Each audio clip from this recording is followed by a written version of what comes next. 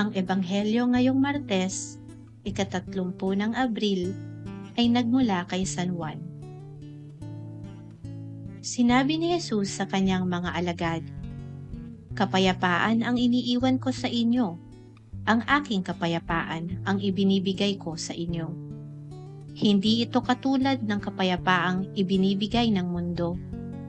Huwag mabagabag ang inyong kalooban at huwag kayong matakot.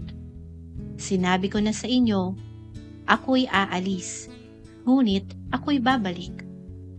Kung iniibig ninyo ako, ikagagalak ninyo ang pagpunta ko sa Ama, sapagkat higit na dakila ang Ama kaysa sa akin. Sinasabi ko na ito sa inyo bago pa mangyari, upang kung mangyari na, ay sumampalataya kayo sa akin.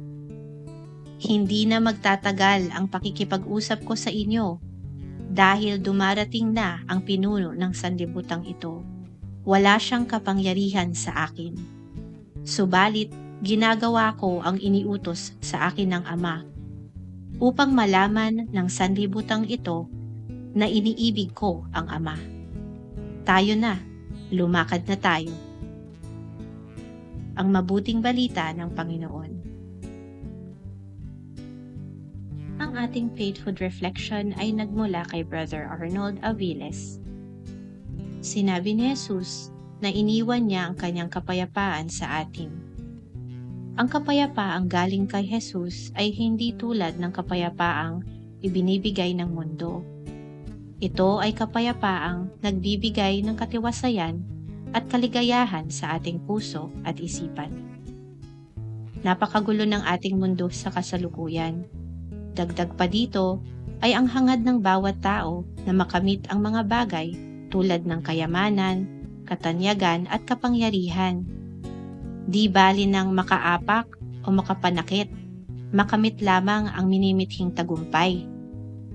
Ngunit bakit kahit makamit ng tao ang lahat ng ito, siya ay wala pa ring lubos na kaligayahan at kapayapaan? Walang saysay ang lahat ng bagay sa mundo kung wala sa buhay natin si Jesus. Sa pamamagitan niya lamang natin makakamit ang tunay na tagumpay, sa pamamagitan ng kapayapaang dulot niya.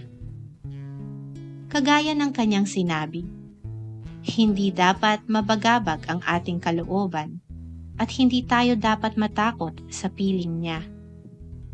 Ang kanyang presensya at kapangyarihan ay sapat upang bigyan tayo ng katiwasayan at lakas upang harapin ang anumang mga pagsubok at takot na ating nararanasan. Paano natin maipapakita ang kapayapaan ni Jesus sa ating mga buhay? Tayo ay maging mga instrumento ng kapayapaan sa ating mga pamilya, mga kaibigan at sa ating mga komunidad. Ito ay maaaring mangyari sa pamamagitan ng pagpapakita ng pagmamahal, pagtulong, at pagkalinga sa iba. Manalangin tayo. Lord, make me an instrument of your peace. Amen. Sa ngalan ng Ama at ng Anak at ng Espiritu Santo. Amen.